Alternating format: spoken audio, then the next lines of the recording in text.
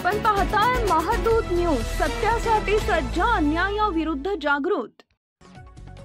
सततच्या पावसामुळे तालुक्याच्या परिस्थितीची पाहणी करत असताना तहसीलदार भाऊसाहेब थोरात यांनी गुळ धरणाला दिली भेट।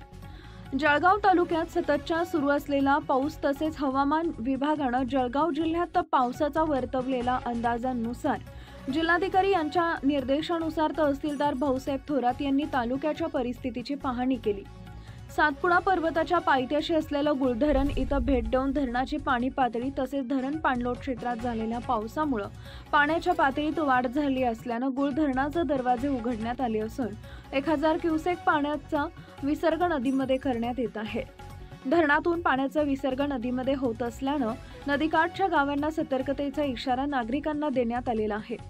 येणाऱ्या दिवसात पाणी पातळीत वाढ झाली तर काय उपाययोजना करायच्या या संदर्भात संबंधित अधिकाऱ्यांशी चर्चा करण्यात आली असल्याचं तहसीलदार भाऊसाहेब थोरात यांनी सांगितलंय। रात्रीपासून तालुक्यात सतत पाऊस सुरू असल्याने तालुक्यातील पीक परिस्थिती संदर्भात पाहणी करण्यासाठी काही शेतांमध्ये प्रत्यक्ष जाऊन पिकांची परिस्थिती पाहणी तहसीलदार भाऊसाहेब थोरात, मंडळ अधिकारी मनोज साळुंखे, कोतवाल, जितेंद्र धनगर यांनी केली आहे।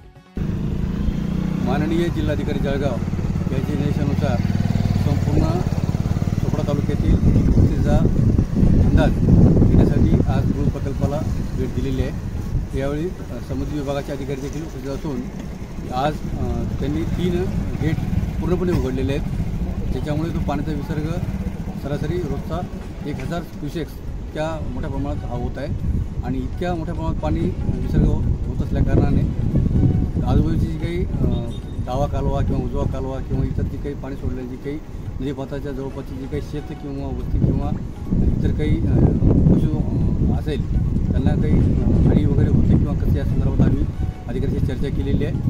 तुर्तास परिस्थिती नियंत्रणामध्ये आहे। पाणीसाठा देखील आपल्या जी काही क्षमता आहे ती तुलनेने सफिशियंट असून येणाऱ्या वर्षभरात देखील तो पुरेसा आहे।